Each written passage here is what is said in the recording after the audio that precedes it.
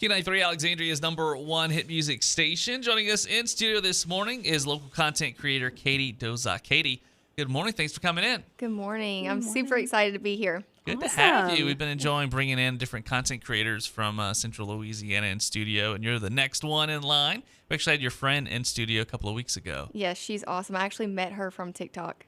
That is cool. Yeah. She came up on my feed one day, and I tell her this all the time. I said, I swear, something about it, like, I kept coming across her videos, and I was like, I feel like God was speaking to me, like, message her, and I did. And then she tells this story later on where she had something happen to her, and she was like, you know what, God, like, if you just show me a sign by sending me, like, a little blue butterfly.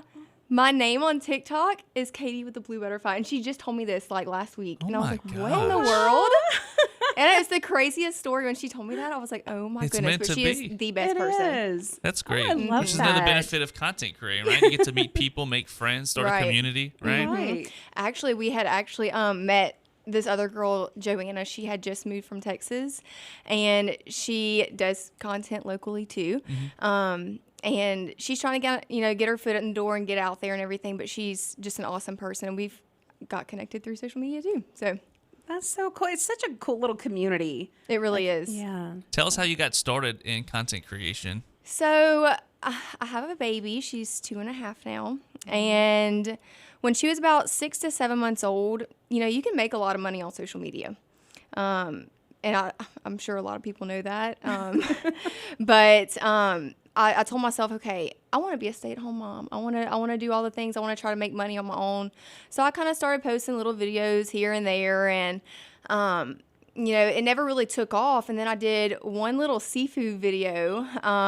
They call it like a poor man's boil. So it's pretty much the seafood boil without the crawfish, the shrimp, the crab, all the things, just all the sides and the fixins. Right. And it blew up.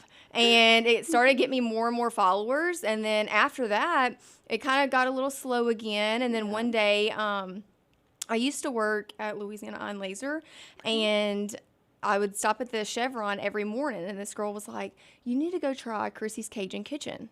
So I was like, where's that at? I've never heard of it. So I went over there and posted a video for them, and it went crazy. So I was like, okay, maybe this is something people want to see. Yeah. Well, then they ended up reaching out to me and thanking me for posting the video and saying that, how much business it had brought them after that. So I was like, okay, this is a good thing. Yes. So then I just started going to different businesses, and then some of the businesses would reach out to me to come do it.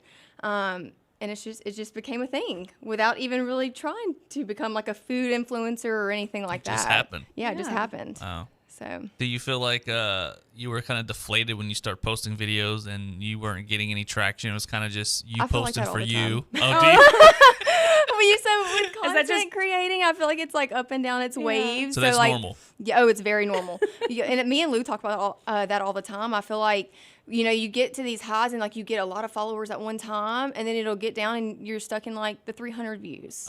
And then it just doesn't get out of that. And then you go back up and you're doing really well. And sometimes I think I'm like, okay, is it TikTok, the way they push your videos out?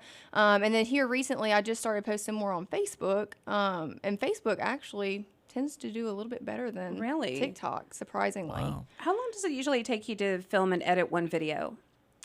So it kind of depends. And a lot of people, they ask me, like, do you plan your content?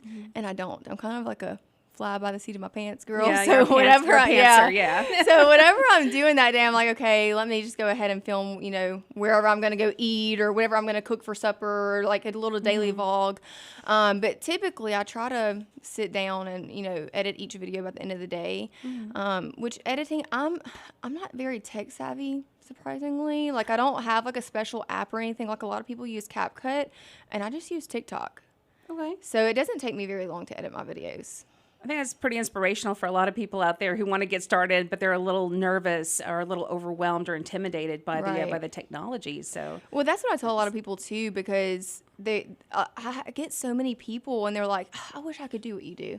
I'm like, you can. You literally just post, you prop your phone up and push start, record. And that's the question I want to it. ask you. Do you feel like we'll get to a point where there's only going to be, like, everybody wants to be a content creator, everybody wants to be a YouTuber, everybody wants... is the market only going to be able to handle so much of these people before you kind of reach your limit, right? Okay, so I actually had this conversation with my husband this morning. Wow. And here recently, you'd be, well, I would say surprised, maybe not surprised, but there are so many people that want to do content creating and the food reviews and all the things. So it's like, what's going to stand you apart, you know, in this crowd of people?